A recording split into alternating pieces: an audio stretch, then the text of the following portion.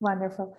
Thank you, Maryam, for presenting this very interesting keynote for us today. I first want to introduce Maryam, and then we'll get right on.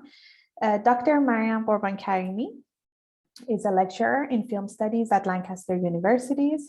Her current research focuses on transnational cinema and culture, specifically the representation of gender and sexuality in Middle Eastern cinema. Her first monograph, entitled A Colorful Presence, The Evolution of Women's Representation in Iranian Cinema, was published in 2015. Her edited volume on seminal Iranian filmmaker Rakhshan Bani-Etemad, entitled Refocus, The Works of Rakhshan Bani-Etemad, was published in spring 2021. Maryam is also a filmmaker. She's made some award-winning short films, both documentaries and fiction. Thank you, Maryam, once again, and welcome.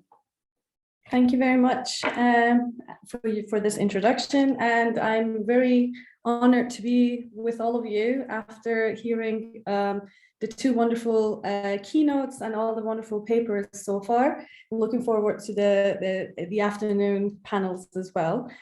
So without any further ado, I'm just going to share my slides. And perfect. Can you thank you them? Yes. Perfect. Hello and welcome to this talk, where I try to give you some background and then get to analyzing the case study, the film Titi by Panahandeh from 2020 from Iran. And I'm trying to basically take you through my thought process in situating Iranian cinema within feminist film and media discourse. This all began years ago when I was working on my PhD back in 2007 on the evolution of representation of women in Iranian cinema. In those post 9/11 atmosphere, the recurring motif that's coming back throughout a lot of the talks, I was set off to offer a feminist reading and shed light on the positive changes in representation of women in post-revolutionary Iranian cinema, both in front and behind the camera.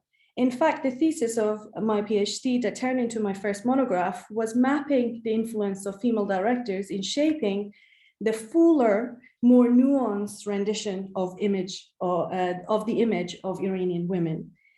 Miriam Cook's seminal book, Women Claim Islam, Creating Islamic Feminism Through Literature, became the source of inspiration for me and offered myriads of possibilities. The most important aspect was in how, in this book, she had articulated the challenge of dealing with the concept of hijab and veiling, especially in the context of compulsory Islamization of public life, the introduction of codes of modesty in Iran. On purpose, I'm avoiding the term compulsory hijab because modesty rules in Iran go well beyond the simple application of the veil. So how can we look at women in these contexts and see their achievement, their fight back, and agency without falling in the trap of seeing them as oppressed victims?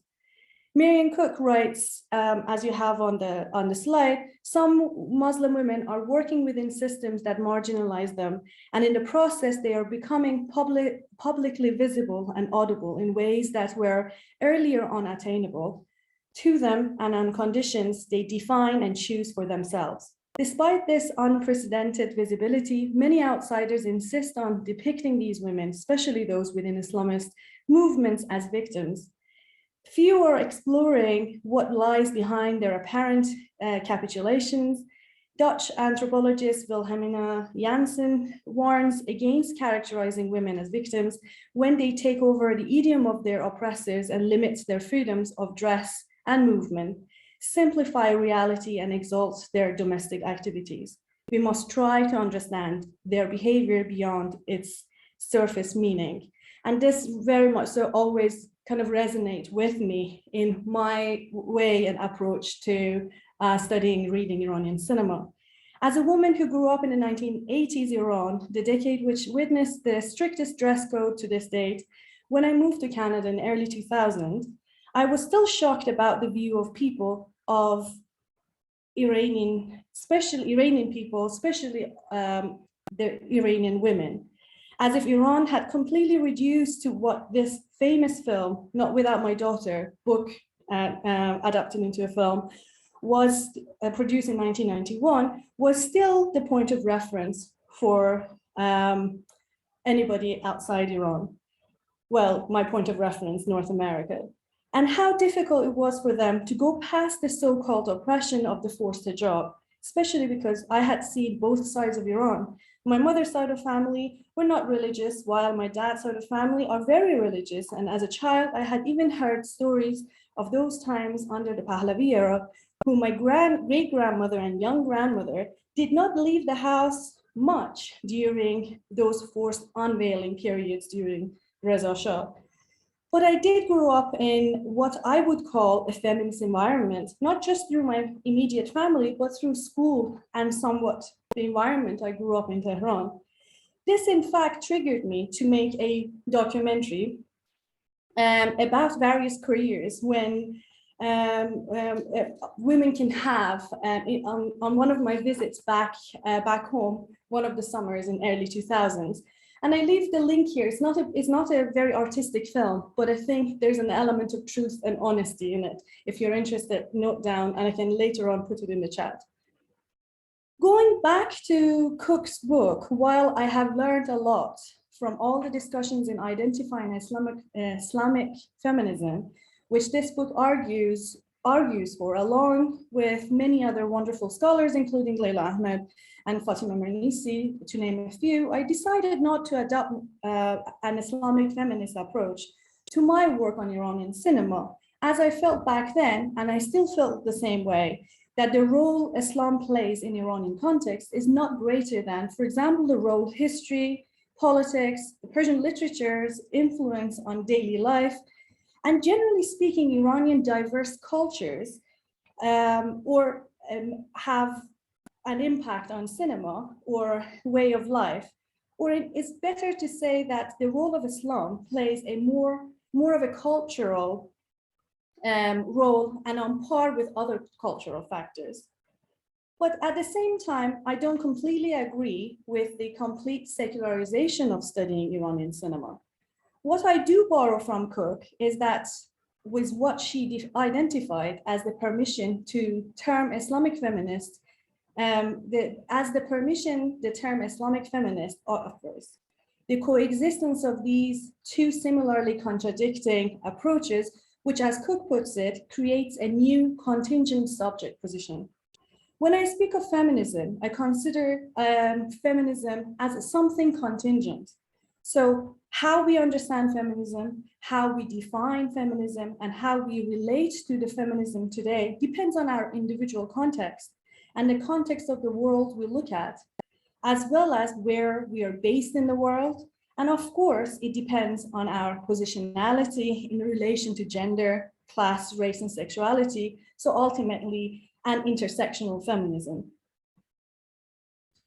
In my early works on focusing on films from the late 90s and early 2000s, I identified a changing trend from the time at the end of the Iran-Iraq War, with war films such as this wonderful film I've put on the slide, Bashu the Little Stranger, that have strong female protagonists. But I also identified that the drastic change, like the ultimate twist from passive representation of women to a more nuanced representation of women, really took place with the seminal work by the first feature film director in post-revolutionary time, Rakhshan Bani Etemad.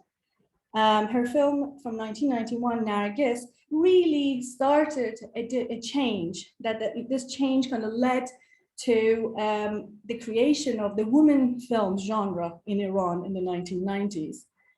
As you can see on this slide, I've put a list of films that I would identify as some of the best examples of women films coming out of Iran in the 1990s, from both female directors and male director. Dariush Mehjuri, he is one of the most prominent Iranian directors, one whose film from 1968 called The Cow is one of the key texts to bring Iranian new wave to Iranian cinema. And then he, in the 1990s, alongside with other directors like Tahmine Milani and Rakhshan Bani Etamad, turned towards bringing female subjects. And even if you haven't watched these films, you can look at these posters and you can tell what type of stories they're giving and they're trying to bring out. And then this late 90s change really has helped to then even great directors like the late Abbas Kiarostami or Jafar Panahi that some of you might know, then in early 2000s finally decided to bring a female-focused film out. Kiarostami continued with a couple of more after 10, which is a fantastic text, and I've written in my first book about it, as well as Circle, which is about kind of women's rights within Iran. And then, of course, we come to later in the 2000s with the works of Asghar Farahidi, which I'm assuming you would all know him through Separation or The Salesman, the two films that he received Oscars for. But now I'm continuing this research that I had done that kind of stopped with kind of towards the 2010 and trying to see what has happened ever since in the last 10 years. And I'm observing new kinds of negotiations forming.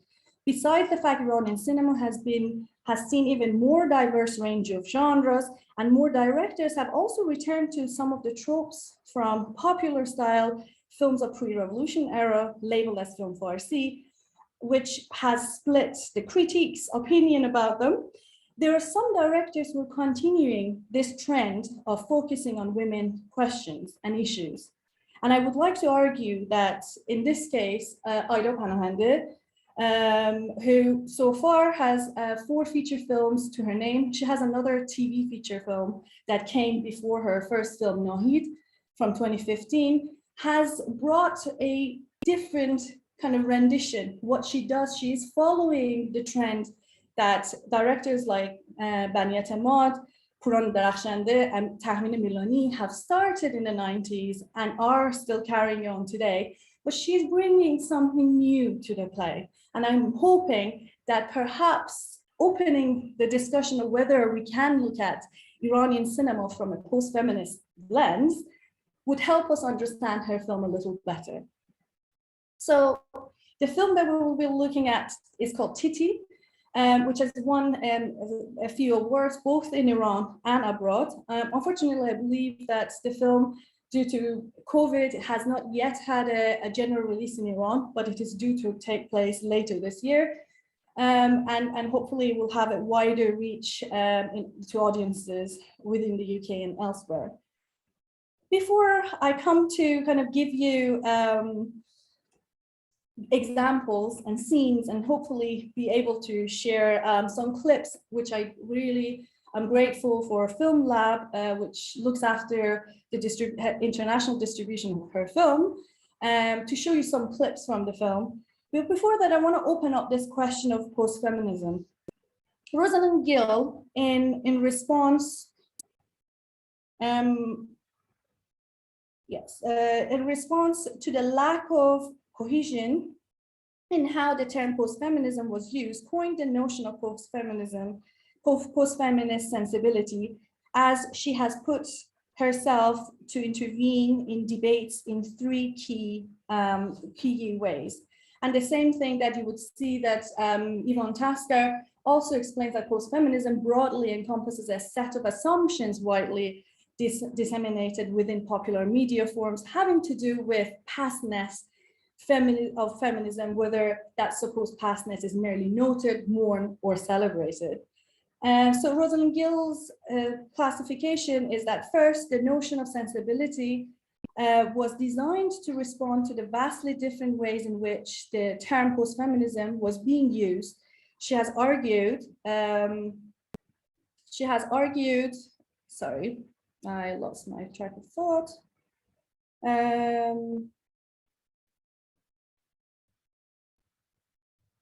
She has argued some people used the term to signal a temporal or historical shift, a time after the second wave of feminism. Others have used it to define a new kind of feminism, sometimes a feminism influenced by post-structuralist or post-colonial thinking, or as a term akin to a new or third wave of feminism, while others still use the term to refer solely to a backlash against feminism, very similar to what Tasker has identified there as well. But none of these were entirely convincing to Rosalind Gill, and they all seem to speak to part of the picture. And what's more is the terms often seem to be used interchangeably, with more slipping between one or the other. And similarly, Angela McRobbie talks about logic, where feminism has achieved the status of common sense. So we are all aware of feminism. We all believe that men and women should be treated equally. And feminism, despite being widely accepted, is refuted and almost hated. And she argues that this is a double entanglement. So because feminism is widely taken into account, it's also rejected. Or this is exactly what permits it to be repeatedly discredited, regarded as redundant.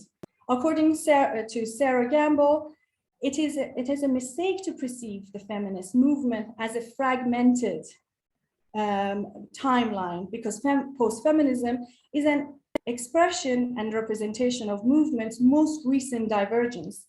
It does not break away from feminism, but it does interact with it critically. And this resonates with me quite a bit, because that's what I would like to look at and bring to studying Iranian cinema, this sense of continuation. I never really liked that any of those kind of discussions of pre-post-revolution, even that to me is continuous. And then also the turn of the 20th century to 21st century is also a continuation, and there's not a huge break. So the main distinction, perhaps one could differ between feminism and post-feminism, is that feminism completely rejects domestic tasks and forced housekeeping, whereas post-feminism attempts to claim women's roles in the home.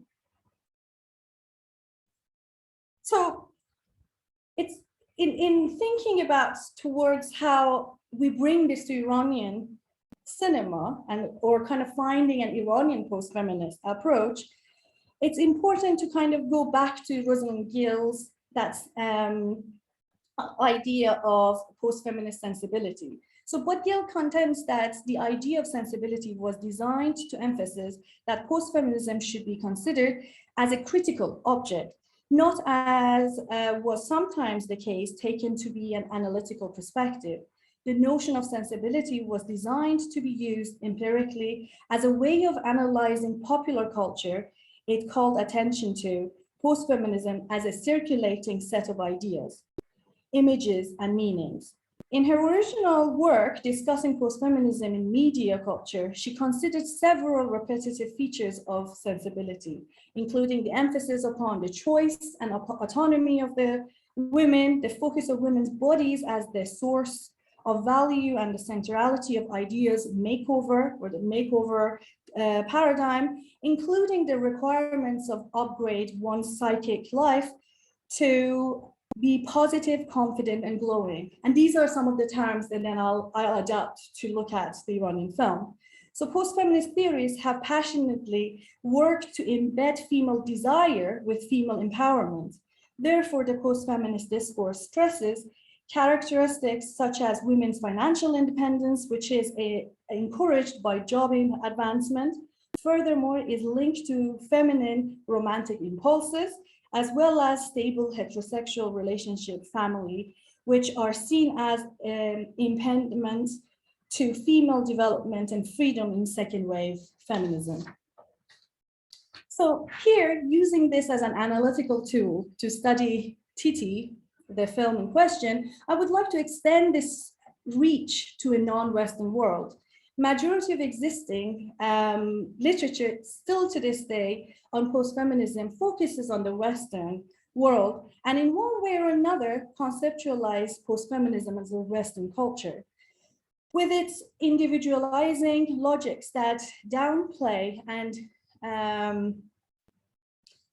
depoliticize the fact that women continue to face gendered inequality, with the constitutive imbrication with consumerist notion of choice, post-feminism is also understood as fundamentally neoliberal sensibility.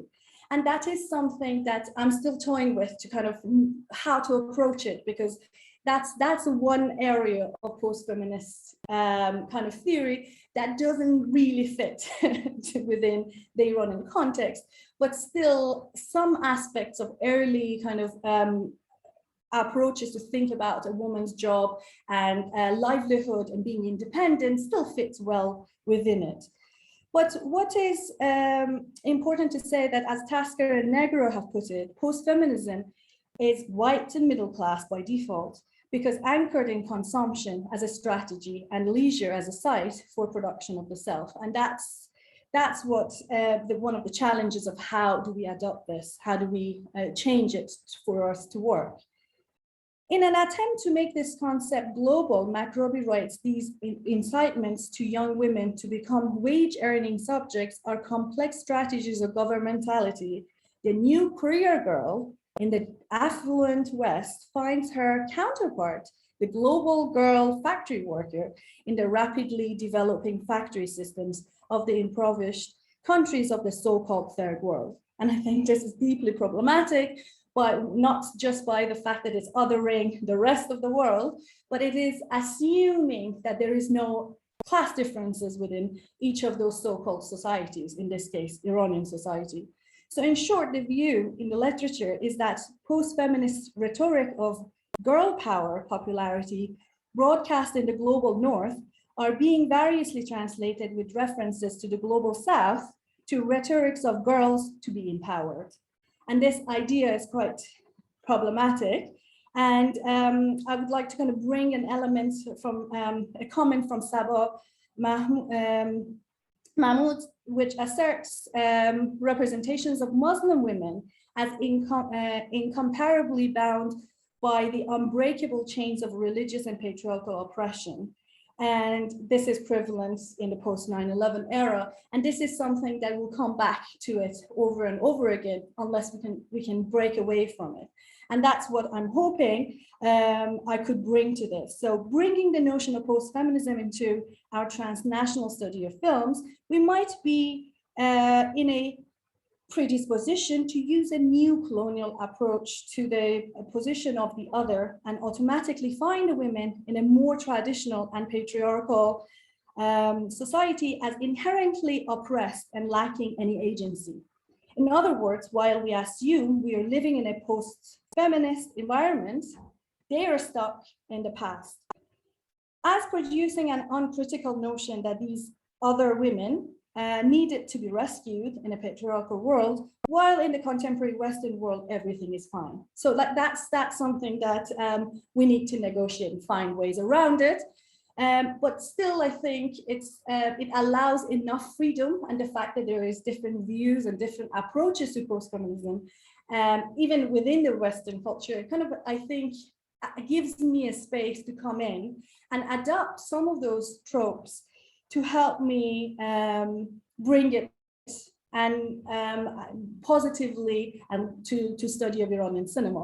So post-feminist tropes that I will look at shortly in the film Titi are the fact that it's depicting the female protagonist to have choice and agency and individuality, which goes beyond what I have asserted in the development of awakening or person and the fighting to be noticed in the earlier Iranian films that are negotiating these positions for women.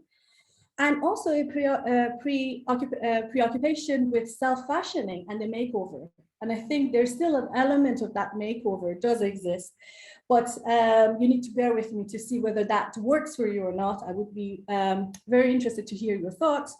And the celebration of sexual expression and the affluent femininities, which are enabled by the optimism and opportunity of prosperity. And that's opportunity and prosperity, which kind of goes with that idea of neoliberalism, still, I think, works in the context, at least this case study, Titi.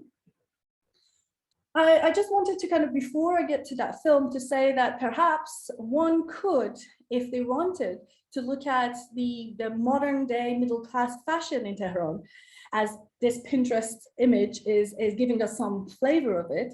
One could actually do a very easy parallel comparison of what is seen in the West versus what it is in the kind of elite area or the middle class Tehran today. But at the same time, there's that element of that, I think Macrobi comes and say that it would be interesting to kind of see, instead of finding the magazine covers ladies and the false lashes and pristine faces and high heels, it would be interesting to see in different contexts, what are those cover girls and who they would be.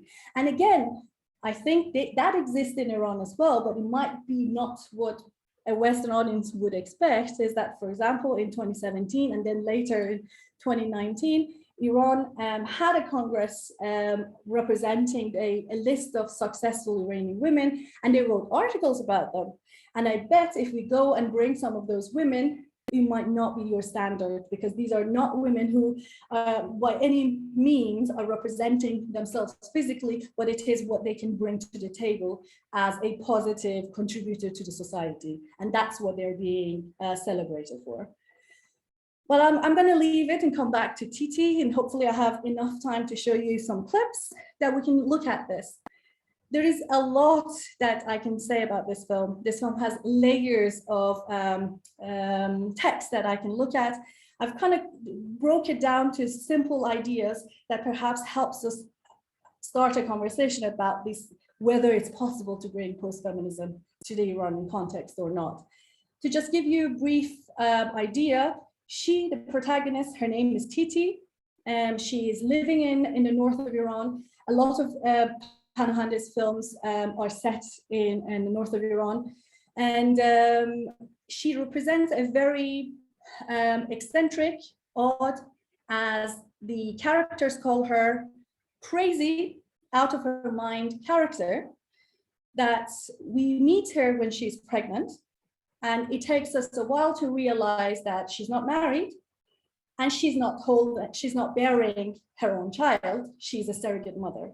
So this whole condition, the situation that this protagonist is put in itself, to me, is breaking a lot of boundaries and a lot of taboos, as the title of my paper is calling for. The fact that a single pregnant woman, and then yes, there is a justification that it's an IVF baby. But at the same time, the fact that she's unmarried and it's okay for her to be pregnant, these kind of brings a lot layers of issues that we would not have seen such a character in her early years. She does have a few jobs. She's building her own house. I'll show you a clip from that. And she is doing this surrogacy in order to raise enough money that she can build her own home. So there's that whole idea of home, that whole idea of prosperity is really exists within her story. At the same time, she's also a cleaner lady at a hospital, and that's how she meets the other protagonist, the male character, and who is again, another eccentric academic physicist who is trying to discover a way to save the world. And in the midst of doing his kind of difficult arithmetics, he has a tumor, and he's end up at the hospital that she works, and they get to meet each other. He goes early on, he goes into coma.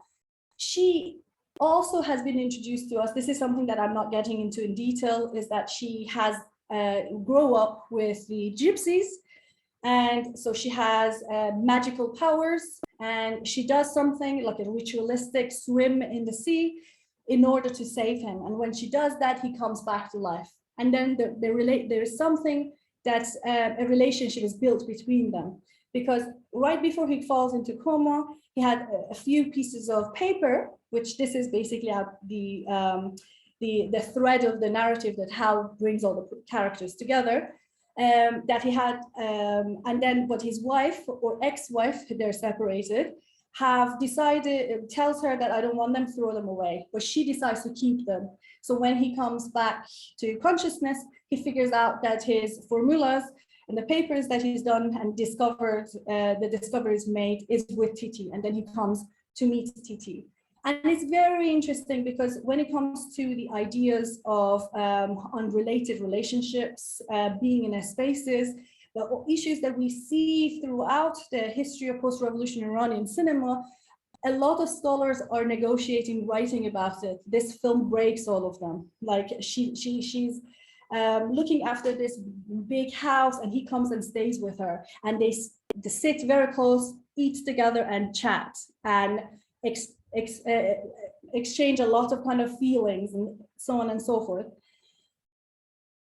If I get to, I will also let you know about the change that Titi makes for that character, which is very relevant to her Panahandeh's other stories about single moms and whether they get a chance to take the custody of the child after separation, because this character is forbidding his daughter to go abroad with her mom, and then Titi's influence is that at the end he allows the child to go. So the first example that I want to show you is that how we learn about the fact that she is pregnant, but she's not married.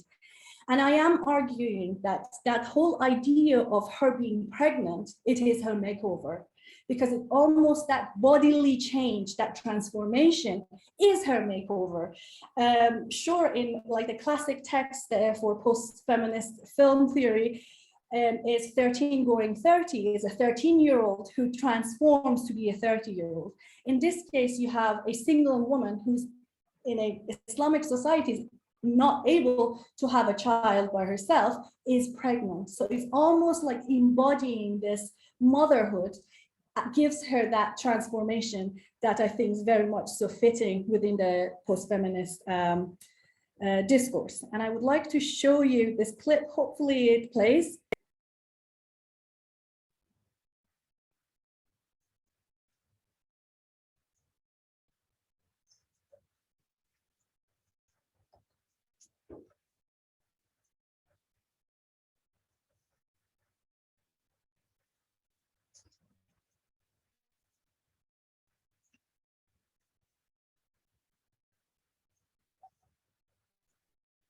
Maryam, we can see the clip, but there is no audio. Oh, now we have the audio. ولی یادم بیاد تو کاغذی که دست شوهرت چی نوشته بود. آقا من شوهر نکردم هنوز. برنامه‌شو دارم ولی فعلا فقط 50% حله. So this is the important thing. He assumes she is pregnant. There is this guy who the story happens that has the papers, and he's just assuming that that's his wife, that's her husband, and then she just very simply is like, "What? No, he's not my husband." And that's very interesting because you would kind of expect right then to say, "So how's that baby in your belly?" But he doesn't, and it's in the next scene that I'll show you that this comes out. ماشین نیومده؟ نه. بدهکاری به این آژانسه لش میکنه بعضی وقتا ماشین نمیتونه. خب صبح میگفتی. پس فردا خودم واسه معاینه دارم. امروز میرم شما رو میرسم. معاینه چی؟ اینو نفهمیدی؟ چطور دانشمند شدی شما به انگلیسی؟ میشناسنم خیلی آتیشش تونده. نه بابا مال اون نیست. کیه پس؟ چطوری نگاه نکنم. این دسته مرگم میخورده آمده شدم. چطوری یعنی؟ شما دانشمندی واقعا؟ نه جانم. میشه که الان زن بدونه مثلا مرد حامله بشه؟ چرا 2000 سال پیش یه زنی بوده که مثلا جمع‌تری. یه زن بوده؟ بیا من ستاشو خودم به شما نشون بدم. تو دنیا میلیون زن هست اینطوری. 2000 سال عقبی از دنیا.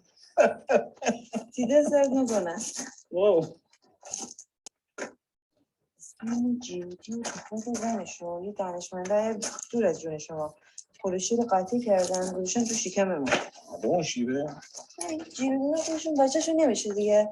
من هم یه کار خیر میکنم هم یه پولی گیرم میاد. بزنستی؟ نامزدت اجازه داده همچین کاری بکنی؟ آره بابا. جیرودی دوست خودش. وگرنه من بدون اجازه نمیشناسم. آرام نمیخورم. از شنوی دارم. من از اون زنان نیستم که خیالت رسیده. دوستشی؟ رمیسا اصلا میگه تو داری به بشریت خدمت میکنی تیتی. قدر خودتون بدون. جای تو بهشت. بعدشم با خودش دارم خانه میسازم. شما میدونی بروک چقدر گران شده؟ میخوایم عروسی کنیم. من جهاز میخوام، وسیله میخوام، کاسه بشقاب میخوام، مکوفر میخوام، پراید میخوام بخرم. بالاخره میخوام یه روز بچه خودم به دنیا بیارم یا نه؟ So this whole idea, we see her independence here. Well, she does admittedly say that she wouldn't do anything that her fiance wouldn't allow it, but at the same time, she's out and about doing what she wants to do, and she has her goal. She wants to make a house, and she wants a baby of her own. So again, to me, a lot of these very much so align closely with that kind of makeover paradigm identified in post-feminist films. And there are other forms of makeovers as well. A very interesting scene in the hospital. The little daughter of the male protagonist start putting nail polish on his feet, and it's an interesting, if you can see the subtitles. He's saying that, oh, didn't I not tell you that this is for older girls and ladies? And then the girl says, oh, no, this is not for me. I brought this to make you beautiful. So that is almost kind of, we've kind of turned this around and making it to kind of, there's a lot to read here in terms of gender representation and subverting that idea of beautification when it comes to the male character in this case. But then we also have a moment of actual makeover with Titi, which I'll show you that minute in this clip.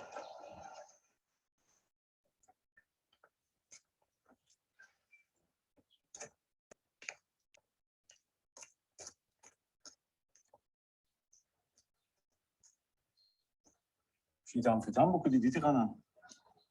بی‌تربیت. این حرفا رو از کجا یاد گرفتی تو؟ بلدی؟ 20 سال پیش که بلد بود.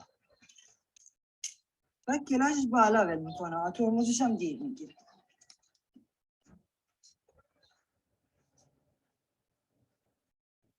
What I like about this scene is that, of course, there's a lot of kind of very provocative language use. Actually, again, the question of translation comes very much so in the question of subtitling in films as well. That he's kind of like commenting, it's like, oh my God, like you look, I mean, it's translated as hot. But then all of a sudden she transforms. She's someone else. She's holding her hands like I'm not touching and becoming that kind of glass doll. And asks him to drive, while in every other situation it is her that has the authority. And in a case that almost that makeover is, again, to me, is subversive. It's like changing it. It's like becoming someone else, and it's not herself. Very quickly, because I'm running out of time, I want to show you a clip about the sexual expression. I think this will speak volumes, the scene itself. But before I play it, I also have two shots of showing the house that she's building. In the top right, you see the little hut she's making that still doesn't have a roof. And in this scene, top right, top left, you can see a bit closer image. And at the end of this scene that I'll show you, you see that drawing on the wall, which is a drawing of her. You see this tiny house that it's herself with her bump without anybody else. There's an element of that. To me, her independence is like depicted in that image, that she lives in her own world. But it's this scene that I think is quite fascinating about how she expresses her love. نامزدت شغلش چیه؟ هنرمند. استفاده میکنه. آقا ابراهیم پس این راه خوبه؟ سلامته؟ خوبه. کنایی انگار نفسش به نفس شما بود. شبیه شماست ها؟ اصلا هیچ شبیه مادرش نیست. ببین خانم. اسمم تیتیه. من یادم ازت تشکر کنم. دست درد نکنه نوشته های من نگه داشتی. خیلی کار بزرگی کردی. میتونستی تو همون بیمارستان بندازیشون دور. نه آخه چرا بریزه دور آدم؟ حیفه. زنت گفت پیست لاشقاله ولی من گوش نگرفتم. بالاخره کاغذه لازم میشه. شانس من از کاغذ خوشت میاد. راستش ننداختم دور چون دلم نیامد، چون از خود شما خوشم آمده بود. چون آدم خوبی هستی.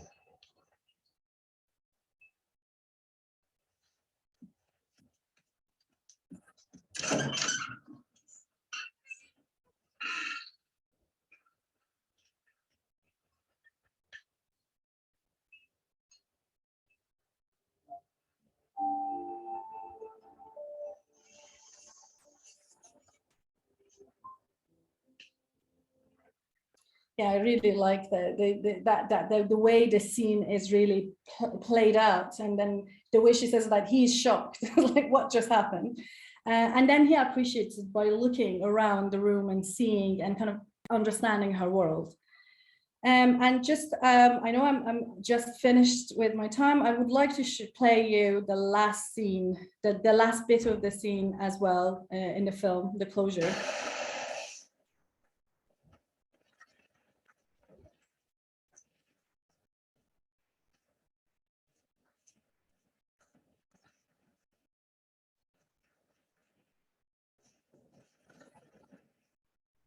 تو رفتی تو دریا برای من دعا کردی که من زنده بمونم. چرا این کارو کردی؟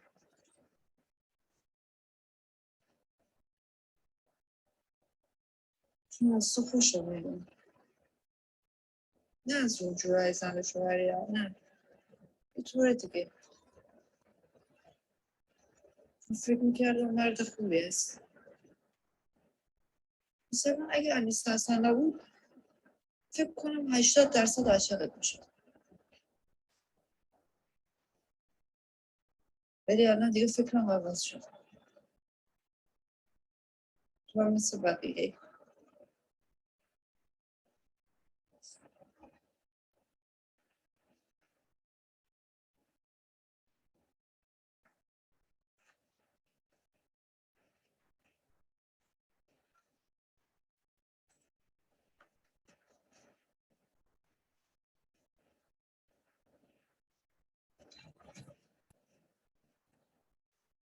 من به خاطر کاغذم بچه رو ازت نگرفتم. این بچه باید تو خانواده بزرگ بشه. وقتی به سن ماه میرسه هیچی هم اگه نداشته باشه واقعا یه بچگی خوب با خاطره‌های خوب پشتش داشته باشه. میفهمی چی میگم؟ ولی اصلا من تو نمیتونیم بچه بزرگ کنیم. چرا؟ جفتمون خودیم. کم داری عقل میشی. من دیگه میرم خانه. میکنه. خانه خودم. اون که دارم میسازم دیگه. با این حالت میخوای بری خونه بسازی؟ باید تمامش کنم. صفحش هنوز مانده. میدونی بروک چقدر گرم شده؟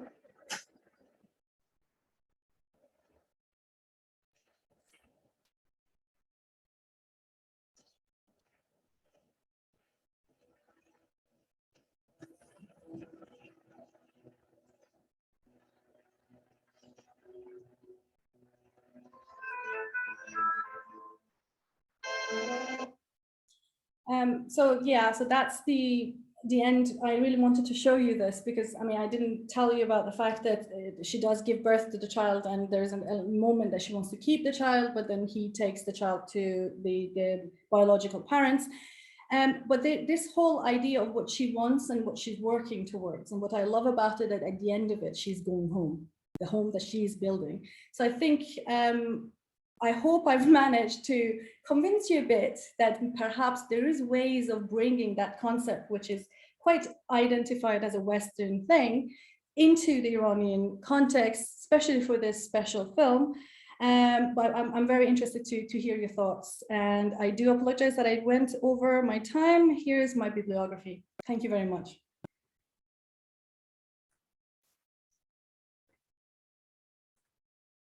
Thank you, Maryam. It was really, really interesting. I really enjoyed it.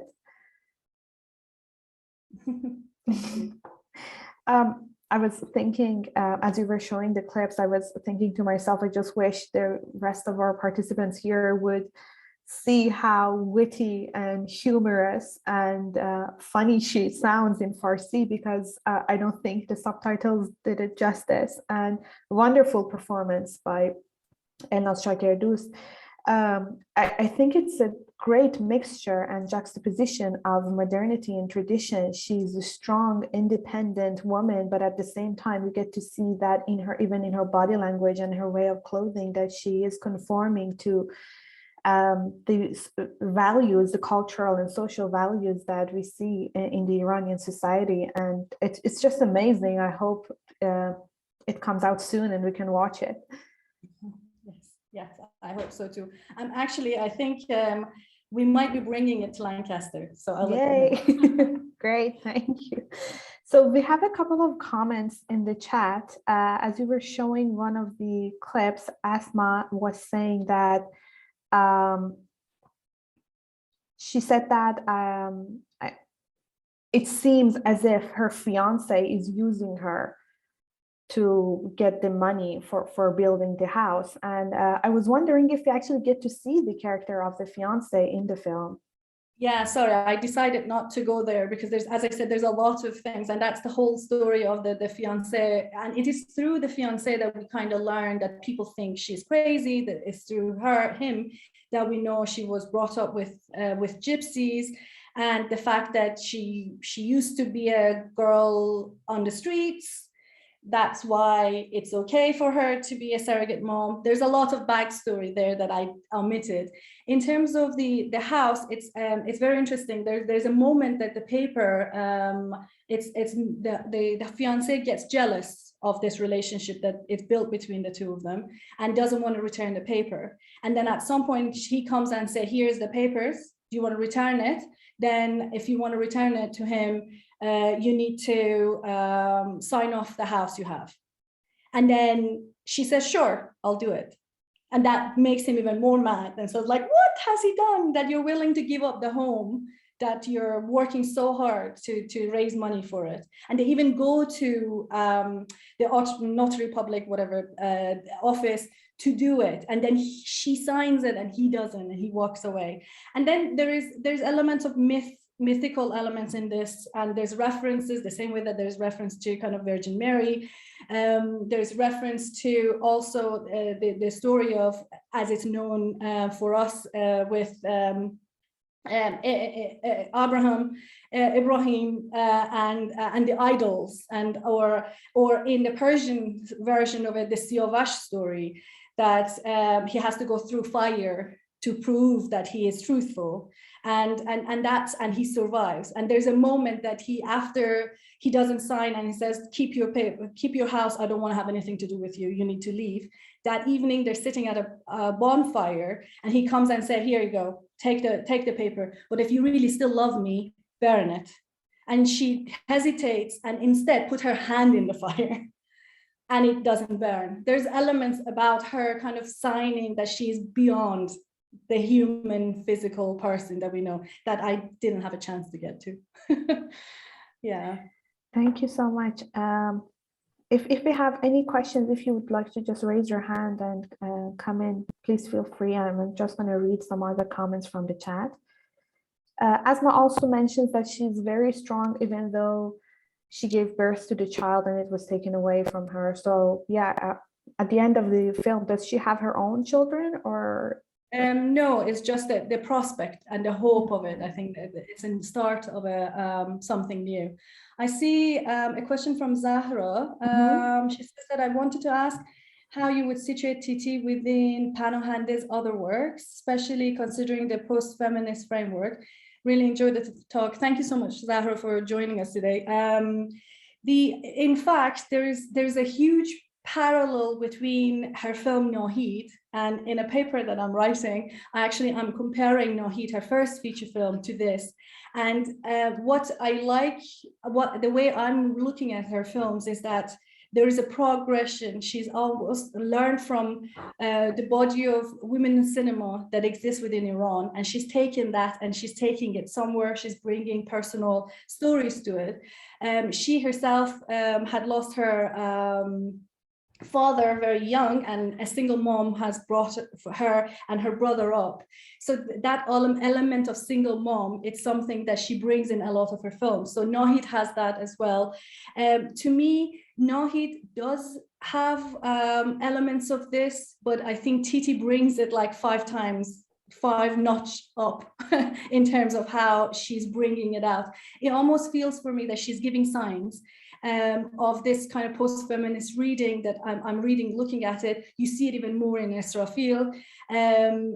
That it's quite fascinating. Although Israfil is not a female-centric film, it still has elements of it that she is getting more confident with it, and Titi brings it completely out. I hope I answered it. I'm not sure. Yeah, it's absolutely right that we also have the issue of child custody and single mom in Nahid as well. Fascinating, but from like a different perspective, because we have the issue of surrogacy here in this film as well. So Amira has a question. She says, breaking these taboos around women in contemporary film industry, is there a disparity in the representation of women by female and male filmmakers? And she also says, I'm asking, as I'm comparing it to the Algerian film industry, in which the representation of women by the same gender remained limited until recent publications, such as Jamila's Shahruz, if I hope I'm not mispronouncing that, Yama, 2012, and Marina Madur's film in 2019, to name a few. Thank you. This is a very brilliant question. And I do admit that in my endeavor towards looking at films since 2010, from this lens, I'm still quite early in my research.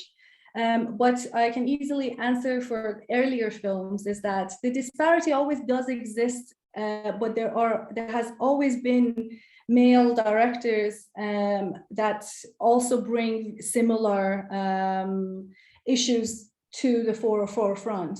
And sure, there are moments that female directors are the leading characters in that, but I don't think necessarily there's a huge divide between this. Those filmmakers who are very interested in issues of equality, and I think Farhadi, as a director that I'm hoping most of you do know, most of his films, even to the last one, Hero, that's the main protagonist is a male character, it's still the way women are represented are in quite a more nuanced way. And that's something that I think a lot of younger directors are quite aware of, and they try to bring it to their films.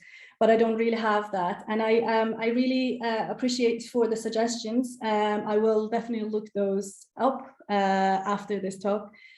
And I think Lindsay's question is addressed to Amira, if I'm not mistaken, to use Ziba Mir Hosseini and Iranian feminist scholars in this field.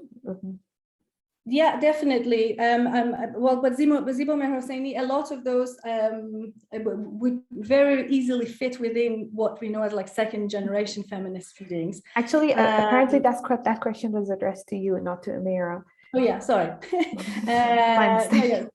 I assume that it is me, but yeah. So yeah, I definitely do look at Ziba Mir Hosseini's work, and also like the documentaries she has made, co-produced in the UK, and she does bring these elements. In fact, I think Ziba Mir Hosseini's, now my brain is very tired. What is it? The Bride. What is the full title of the documentary? If anyone knows, Divorce Iranian Style. Thank you. That's a good text to also look at from a post-feminist perspective. I think that would be that is one of the films that is on my list to be included in the kind of broad study. So I don't know what Ziba Mir Hosseini today herself thinks about it. I don't know if I answered Lindsay's question. Thank you, Zahra, for putting the name. Thank you. If there are any more questions, feel free to just raise your hand or comment or pop them in the chat.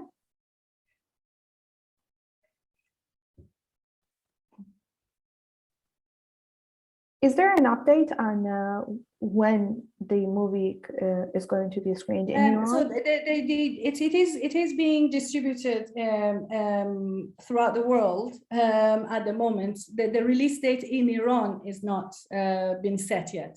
And Lindsay also asks, how do you anticipate the reaction in Iran? I think very positive, especially because, I mean, if you think about general public, the two actors are two beloved characters we know and we love. Mm-hmm. Like Parsa Piruzfar, the male actor, he is like one of the longest running sweethearts. Like he was the sweetheart male character from the 90s. And so it's quite nice to see him back in that position. Yeah, I think he would be received quite positively. And I do apologize, as I said, there's a lot of layers here. She's referencing quite a lot of Iranian films within it as well. In fact, that bit on my introduction that I put Boshud, the little stranger there, mm-hmm. was because I had a whole section talking about the relationship and how, because that is set in the north of Iran and it has a female character. And I almost feel without a doubt that the case study for her character is Taslimi from Boshud, the little stranger, from that film. So there's a lot of kind of references that she's making in her film.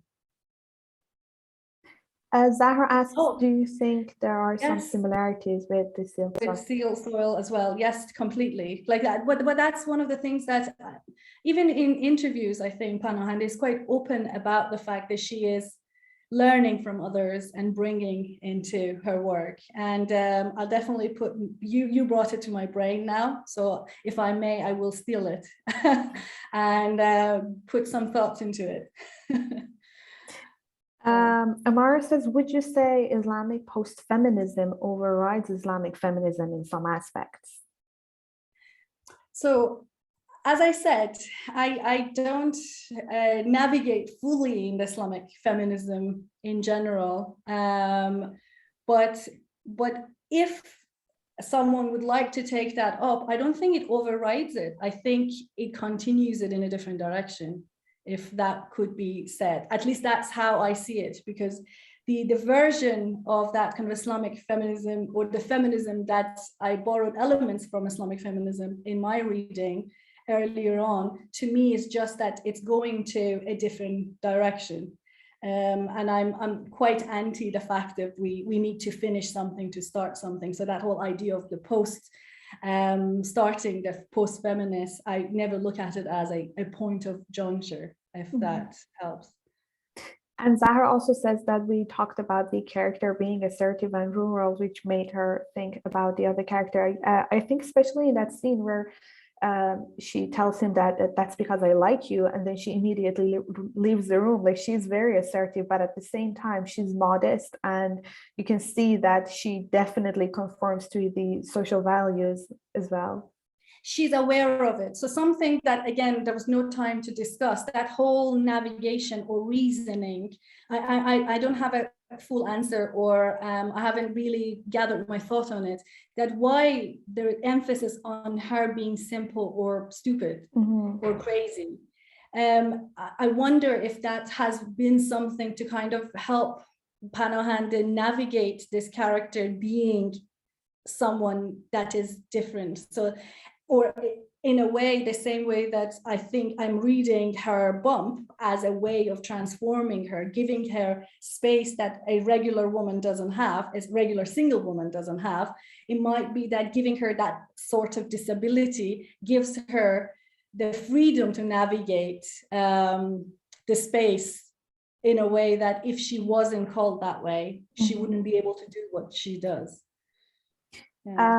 Asma is asking a question in the chat. She says, are there any other films related to post-feminist theory that have been forbidden in Iranian cinema, and why? I do appreciate that question, but are you talking about Iranian films or films from abroad? If you're thinking about films on a regular basis, there are some films that get banned within Iran in recent years, but whether they're post-feminist necessarily, I'm not 100% sure. She's asking about Iranian films, and just to be clear, this one is not forbidden. It just hasn't. No, yet. it's not forbidden. It's won awards at the Fajr Film Festival, the 39th Fajr Film Festival in 2021. The only reason that it wasn't put into competition for the main competition in Iran was that it had previewed in Japan first. And films need to be first previewed at the Fajr Film Festival, but still won or was nominated for Best Screenplay, Best Cinematography, and Best Actress. Mm-hmm. Yes. Right, I think we're out of time, Yeah, right on time, actually. Thank you so much, Maryam. Very fascinating topic and a very interesting film. Hope we can see it soon in Lancaster. I hope so. Thank you very much. And thank you so much for all the questions and comments. If you have more, please write to me. I would really love to hear. And yes, thank you, Rahul, for moderating. You did fascinating. My pleasure. All right.